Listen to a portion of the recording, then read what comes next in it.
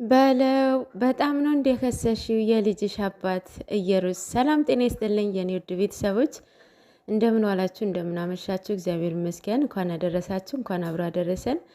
እንግዲህ ዛሬ ጨረቃዎቹ ያው ቅመሟና ልጅቷን የመጡት እዩ እየሩስ ነው አይደለ? ፉል ስሟ ባጭሩ ይመስለኛል እዩ ማለት ነው። እና ሁለቱ መጥተዋል። እንግዲህ መጥሪያ ይዛለት መታለች። ለማ ለአቶ ብሩክ አለማየሁ አልቀበልም፣ ለግዴታ ማመን አለበት፣ ልጁ እንደሆነ ማመን አለበት። እስከሚወለድ ድረስ መንከባከብ፣ የኔ መንከባከብ ግዴታው ነው። ግዴታ ልጁ እስከሚወለድ ድረስ መጠበቅ የለብኝም። አንቺ ደግሞ ውጪ ብልሽ እምቢ ብለሽኝ ይህንን ወረቀት ካልሰጠሽ ላንቺም ይመጣልሻል ብላ መታለች። እና ማለት ነው የቅመሟ የማሳመን ችሎታዋ ሳላደንቃት አላልፍም። በቃ ሪሊ እንደተጣሉ እንደተለያዩ በቃ ነገራቶችን ማሰብ እንዳለባቸው አስበውም እንዲገናኙ ብቻ ጊዜ እንደሚያስፈልጋቸው በቃ ብትንትን አድርጋ ነው የተናገረችው። በእውነት ሳላደንቃት አላልፍም። ሲቀጥል ልጅቷ ሳይኮሎጂ ነው እየተጫወተች ያለው። በሷም በጣም ጎበዝ ናት። በነገራችን ላይ እውነት በጣም ጎበዝ ናት በንግግር ላይ። ብቻ አንድ አይነት ቃላት ነው የምትጠቀመው። ያም ሆነ ይሄ ምንድን ነው መሀላ በጭራሽ አይገባባትም። እስካሁን መሀላ አላየኋባትም ማለት ነው። እና እየሄዱበት ነው ማለት ነው። ይሄንን ድራማ መቋጫው የት እንደሆነ ባይታወቅም ቀጥለዋል ማለት ነው። እንግዲህ ነገ ደግሞ እንዴት ነው ወረቀቱን ነገ ይሰጠዋል። ይቀበላል አይቀበልም የምናይ ይሆናል ማለት ነው። ግን እዚህ ውስጥ ምንድን ነው የምታዩበት? አንደኛ ፍክክር አለበት፣ ሁለተኛ እልህ አለበት፣ ሶስተኛ በቀልና ፍቅር። ይሄ ሶስቱ አይቼበታለሁ በዚህ በዛሬው ብቻ ማለት ነው። ቅመሟ በቃ ማንንም መጉዳት አትፈልግም። በራሷ መውጣት ነው የፈለገችው። ለምን እኔንም እሱም መጉዳት አልፈልግም ብላ ኦልሬዲ ወጥታለች ማለት ነው። እሷ ግን መጫወት አለባት። ከዚህ በኋላ ማናት? ልጅቷ ናት ማለት ነው። በቀል ነው ፍቅር ነው። መቼም ፍቅር ሆኖ እስር ቤት አታስገቡም አይደለ? አታሳስሩትም። እና ምንድን ነው ፍቅርና በቀል እሷ ላይ አይቼባታለሁ እዩዳይ ማለት ነው። ቅመሟ ደግሞ ለፍቅር መስዋዕትነትን አይቼባታለሁ ማለት ነው። ምንድነው በቃ ምንም ብትጎዳም በቃ እኔ የተጎዳሁት ይበቃኛል ብላ እሱን ትታለታለች ማለት ነው። እየወደዱት መለያየት ማለት ነው።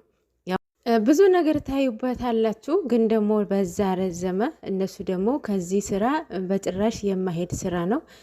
ግን ደግሞ እናንተ ምን ብላ ነበረ? እናንተ በእኔ ቦታ ብትሆኑ እንዴት ነበረ የምታሳልፉት? እንዴት ነበረ ፈተናውን የምታልፉት?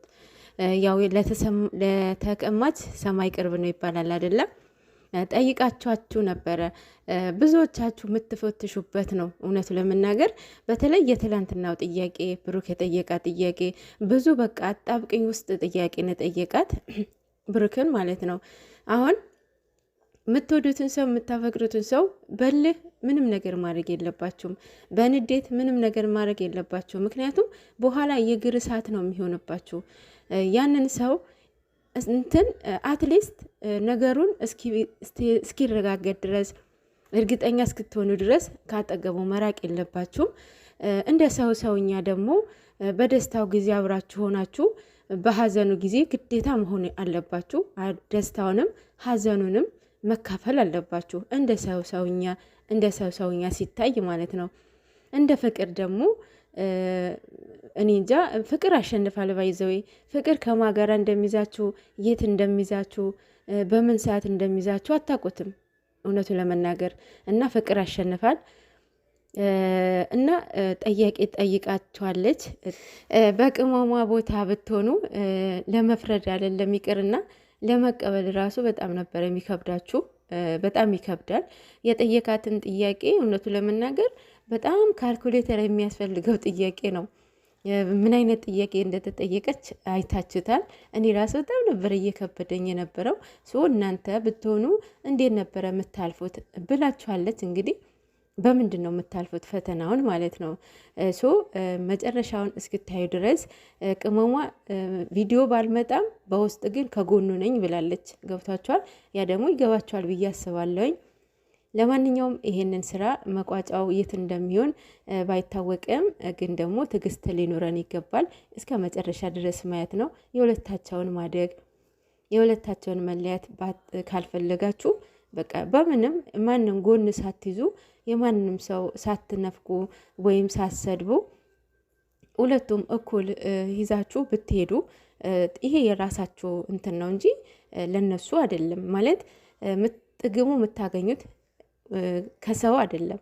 የሰው ልጅ መቼም አያመሰግንም፣ ምስጋና አያውቅም። ብትሰጡት ብታደርጉለት አያመሰግንም። የምታገኙት ከፈጣሪያችሁ ነው ማለት ነው። ስለዚህ በጣም ማለት አሁን አብዛኛው በትላንትና ብሩክ በተናገረው በጠየቃትን ጥያቄ እናንተ በቃ አይሆንም ነው እያላችኋት ያላችሁት። አትቀጤ ነው ብዙ ነገር ነው እያላችኋት አላችሁት። አንደኛ ነገር ምን መሰላችሁ? እንደዛ ስትሉት የወደፊቱ ማየት አለባችሁ። ማለት አሁን እንደዛ ሲላት የሆነ ነገር ቢሆን የሆነ ነገር ቢያጋጥመው አንደኛ ጸጸት ይሆንባታል። ሁለተኛ ነገር ተመርምሮ ልጁ የብሩክ አይደለም ሲባል ሁለተኛ ነገር ፍቅሯን ታጣለች። ገብቷቸዋል። በጣም ነው የምትናደደው።